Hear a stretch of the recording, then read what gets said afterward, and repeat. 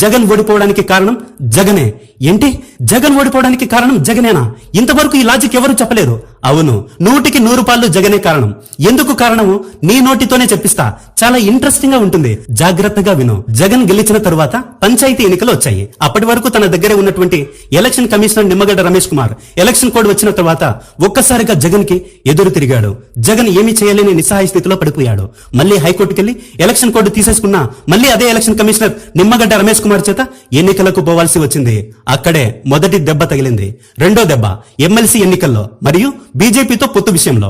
4 ఏళ్లు బీజేపీతో కాపురం చేసి తీరా ఎలక్షన్ల సమయానికి తాళి కట్టమని బీజేపీనే జగన్ కాళ్ళ దగ్గరకు వస్తే నలుగురిలో కట్టకపోతే 4 గోడల మధ్య కూడా కట్టకుండా కాళ్ళ దగ్గరకు వచ్చిన అవకాశాన్ని జగన్ తన కాళ్ళతో తానే తనేసరికి అప్పటి వరకు గోతికాడ నక్కలా ఎదురు చూస్తున్న తెలుగుదేశం బీజేపీతో బేరం కుదుర్చుకుంది.